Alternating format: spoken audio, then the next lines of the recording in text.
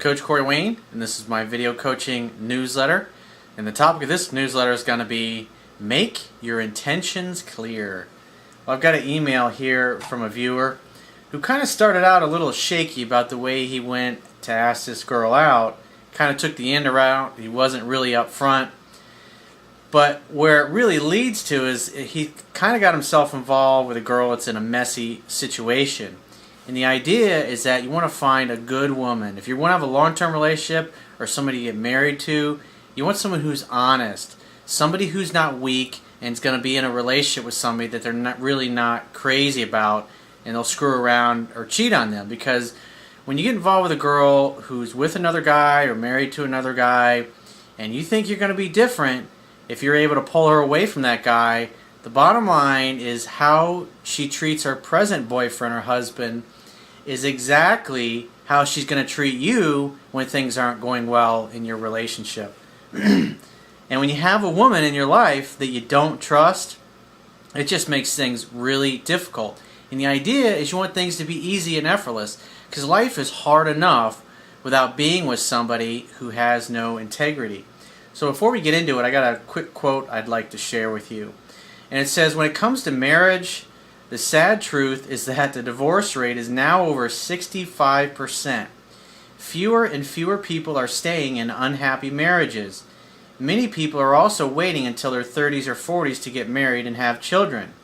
If you are looking to get married or have a long-term relationship, you must make sure that the person who you choose has similar goals and values. Otherwise, you'll be settling for mediocrity and setting yourself up for a heartbreak. You'll know the right person when you meet them. It will feel right and be effortless. Until that happens, keep searching. So let's go ahead and jump into this guy's email. He says, "Hey Coach, I went to a car auction with my pal whom I buy and sell cars with on the side. And I spotted an attractive black girl in the corner room of the crowd. I walked past, checking that there wasn't a partner about," which that's a good thing, obviously, to be noticing. He says, "Then I moved in. I asked, 'What car are you buying?'" So that's why I talk about going and doing something you love, because here you're at a car auction, you see somebody else there, well, what are they there for? Obviously, they're buying a car too. Gives you a lot of common topics to talk about, especially if she's a buyer or she's in the car business somehow. You have common ground, you got common values, you got common things that you're interested in. It makes it really easy to strike a conversation with somebody like that. He says, She told me, and then I just carried the conversation by making her speak about her job and the type of car she's interested in. But what should have been a normal chat up to that point turned into a whole world of trouble, as both of her eyes froze when she looked up from her shyness state and her eyes locked onto mine. Well, it tells me she doesn't have a lot of confidence.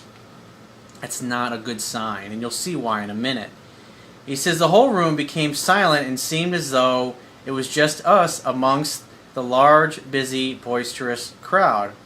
Her budget of £4,200, obviously he must be in the UK, for a Honda Civic Type R, and the fact that she came down to see the one that she saw on the car auction site was biddable while doing a morning sick leave from her social work job.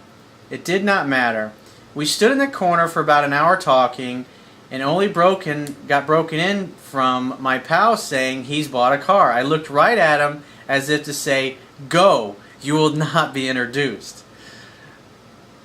He says, I walked her to her car, got her number by reminding myself. Good job getting the number. He says he hugged her. Good contact, good keno as they say, and walked off in a daze. It's nice when those things happen. He says, before going, I told her I'll call her and let her know what price the Honda went for later. Now this tells me that instead of being direct and going for what you want, you're kind of going like the friendship route, because now you're telling her you're going to do things for her. And when you start acting that way, what happens is the woman starts thinking, hey, you're just interested in helping her, maybe you're just interested in friendship kind of thing. And you'll see why it's important that you don't do this. He says, she said fine.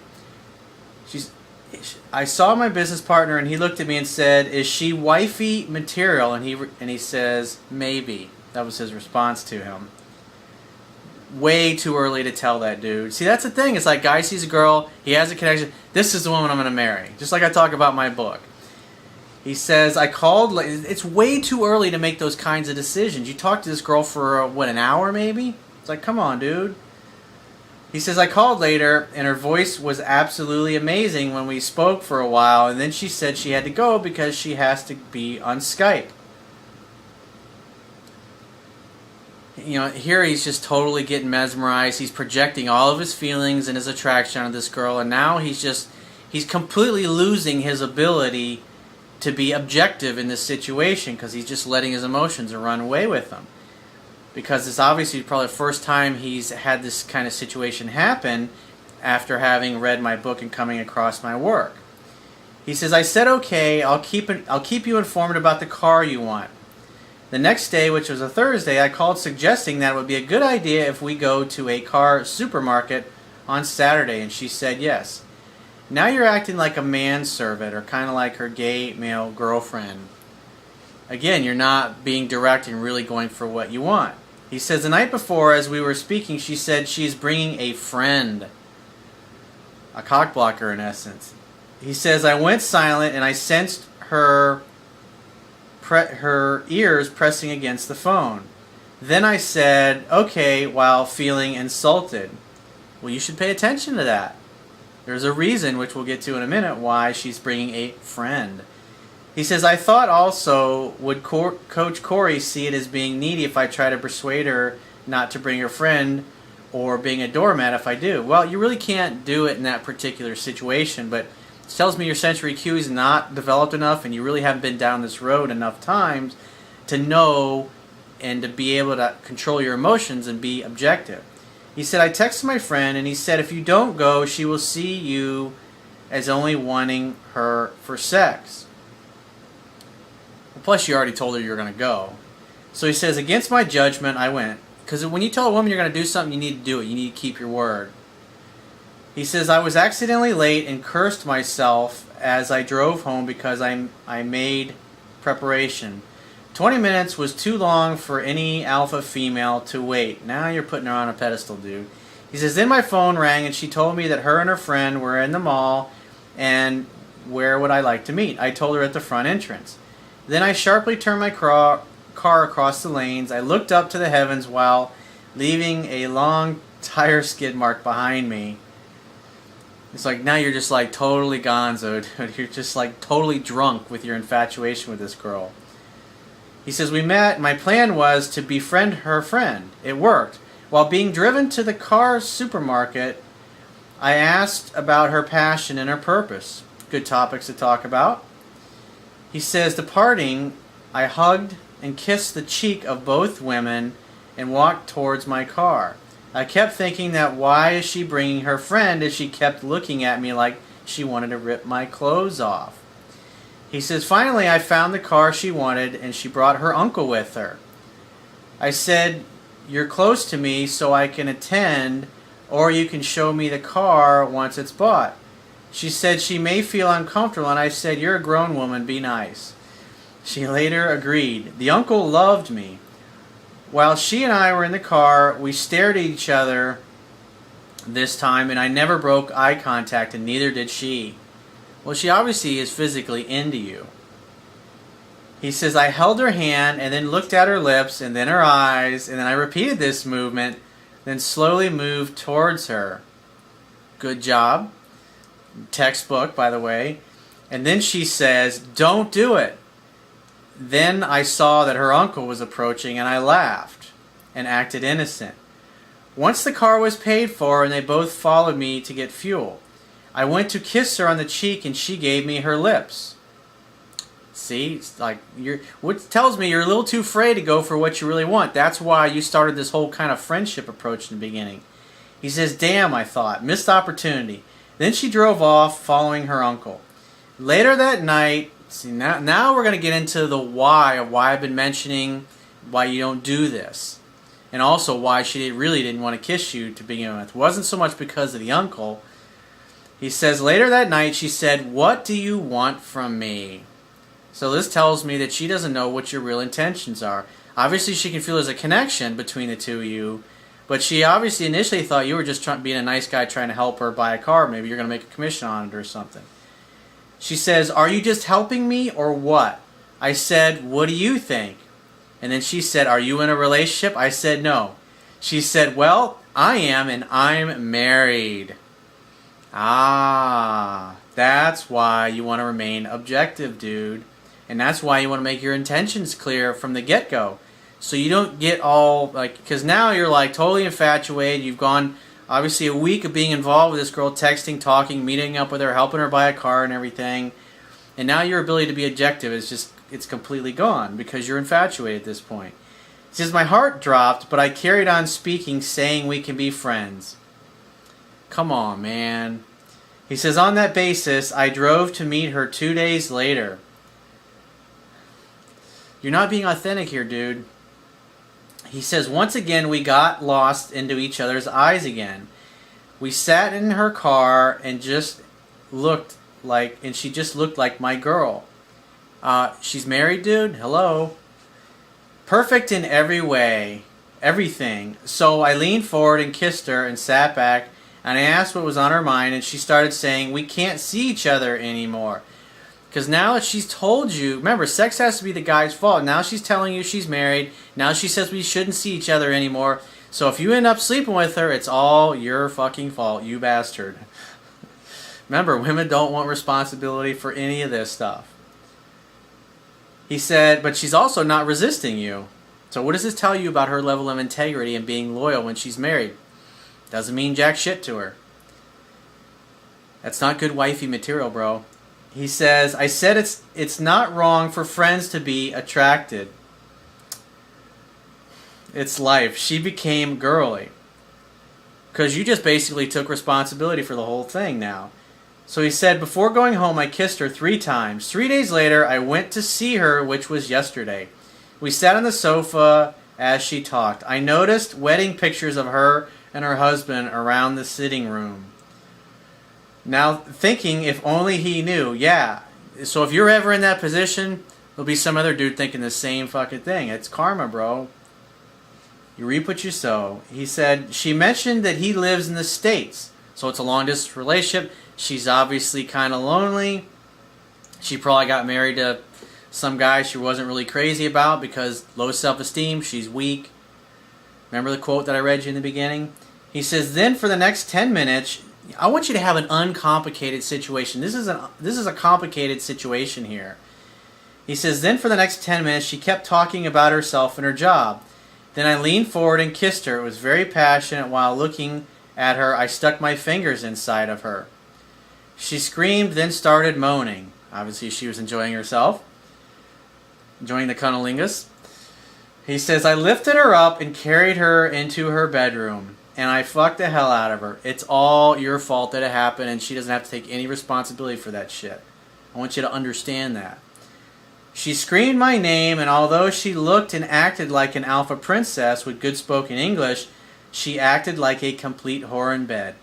Well, what do guys want? A lady in the streets and a whore in the sheets.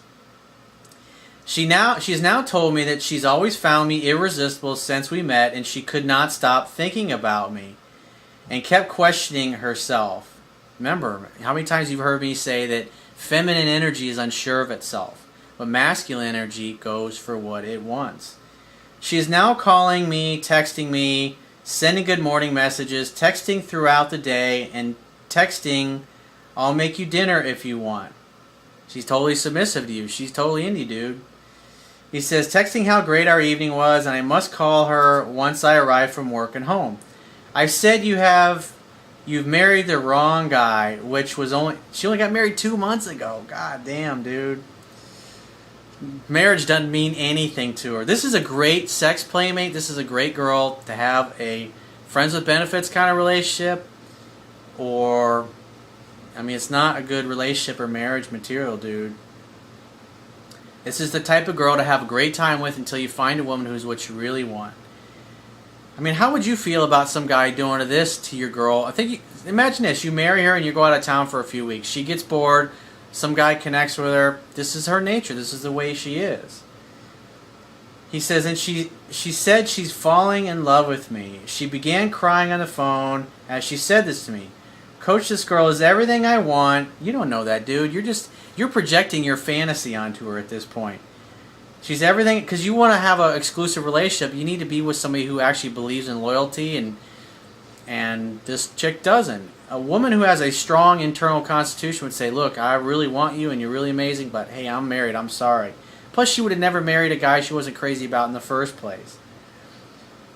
So she's telling me the same thing, that you're everything that you want, blah, blah, blah. He says, hook up, hang out, have fun. And what's actually hang out, have fun, and hook up. Now you get me confused. And it's what I've been doing. That's great. Just keep doing that. But relationship material, that's not what this girl is, dude. He says, and we're going out on Friday to watch the movie Wolverine. Her man may come to see her this year. She talks to him on Skype almost every evening. Don't you feel any kind of remorse for this dude? It's like, think about it. Think about the other guy. Would you want some other dude doing that to your girl? She's the type of girl that will do that to you. If she's totally crazy about you and happy, she won't screw around on you. Like most women are like that. But if she's not happy, this is exactly what she does. She's screwing around on her husband after 2 months of being married. It's like, hello, dude.